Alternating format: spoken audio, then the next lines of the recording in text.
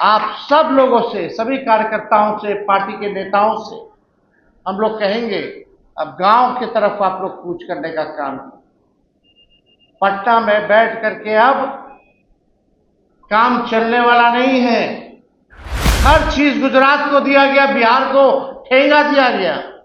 MP सबसे ज्यादा यहां से, वोट सबसे ज्यादा यहां से, और सब कुछ दे दिया गया गुजरात को।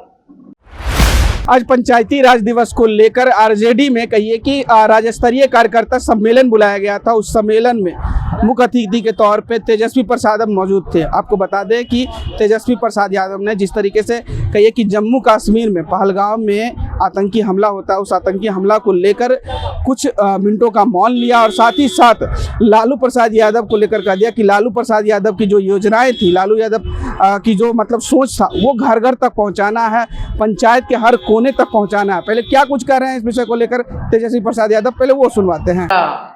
मजबूत नहीं होगा, जब तक फाउंडेशन हमारा मजबूत नहीं होगा तब तक ऊपर वाला मजबूत नहीं हो सकता। तो हम लोग चाहते हैं कि पंचायत के जितने हमारे जनप्रतिनिधि हैं, आज तो दिन रात जूझते रहते हैं, लेकिन इस मौजूदा सरकार ने, चाहे मुखिया जी हो, वार्ड के लोग हो, सभी लोग, पंच सरपंच हो, सभी लोगों पर जो है आप देखिएगा तानाशाही करने का काम किया। आपके अधिकार को छीना गया। लगातार कई लोग धरना, प्रदर्शन, आंदोलन इस मौजूदा सरकार में लोगों ने किया है, और हम लोग भी कई जगह गए। हम लोग उन सभी लोगों के साथ खड़े हैं। लेकिन आप देखिएगा जिस प्रकार से अफसरशाही पूरी तरीके से पूरे बिहार में चल रहा है, मुखिया जी लोग को तो धमकाया जाता है,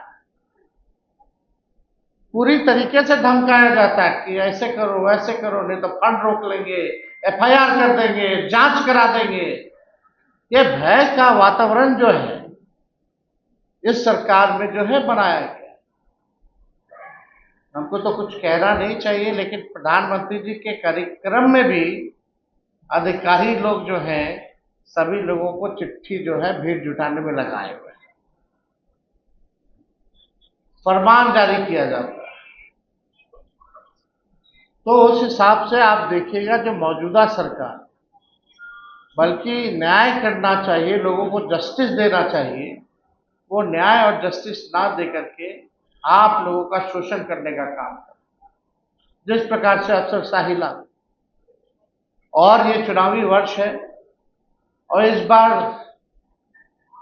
बिहार की जनता ने 20 साल राज्य की सरकार को देखा, 11 साल केंद्र की सरकार को देखा, फिर भी बिहार हमारा सबसे गरीब राज्य है पूरे देश में।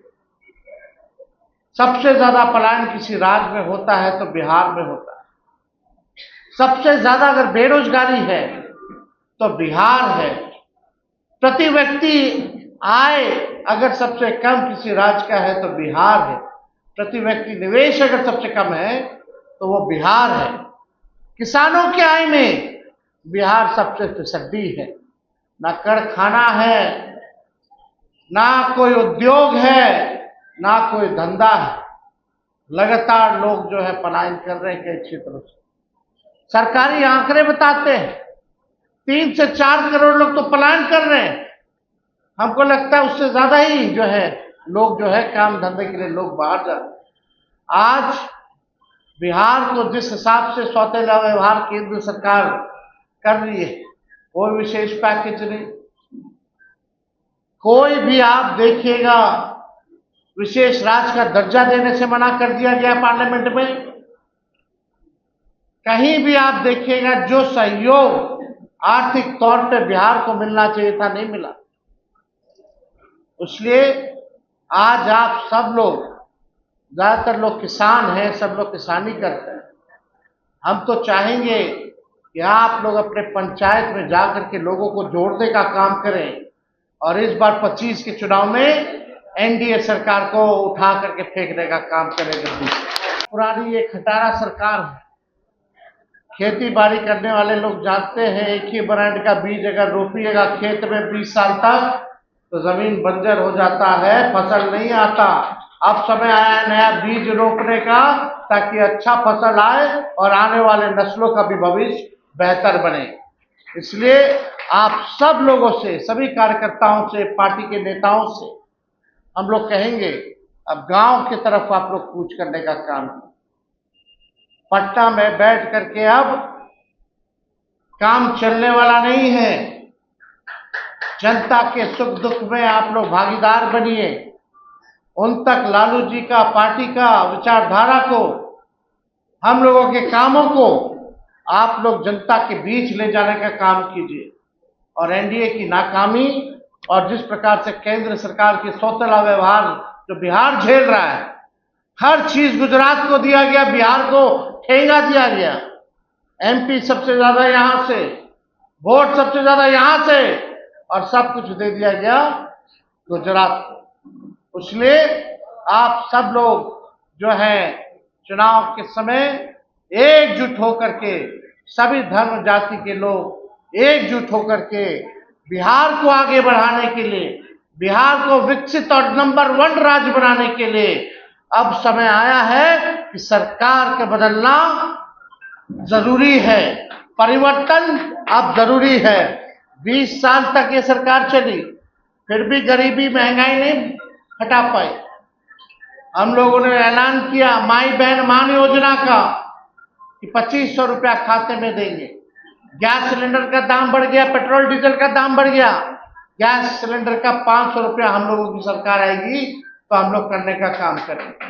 वृद्धा पेंशन जो 400 है, विधवा पेंशन, वृद्धा पेंशन या दिव्यांगों का, वो 400 से बढ़ा करके हम लोग 1500 रुपया हम लोग करने का काम करेंगे। और यही नहीं, युवा आयोग का गठन किया जाएगा।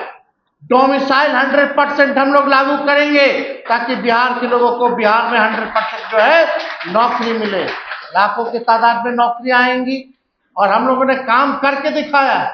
तो इसलिए जो भी बातें हम लोगों ने कही है उसको आप लोग जन जन तक पहुंचाने का काम कीजिए। अभी समय नहीं, अभी हमारा महागठबंधन का बैठक भी होने जा रहा है और आप लोग सब लोग जानते हैं कि आज ही के दिन वो भी है। लेकिन विद्यार्थी जी ने बड़े मन से, बड़े दिल से जो है मेहनत की है, इसलिए हम यहाँ आप लोगों के बीच आए हैं, आप लोगों से संवाद किया और बस यही चाहते हैं कि आप लोगों का आशीर्वाद और समर्थन जो है हम लोगों को मिले, ताकि ताकत मिले, ताकि जो बिहार को जिन लोगों ने भ्रष्टाचार में लूटने का काम किया, अपराध बढ़ाने का काम किया, इनसे तेजस्वी मुकाबला करने का काम करे। तो आप लोगों का आशीर्वाद साथ है कि नहीं? हाथ उठा करके बताइएगा, साथ है ना?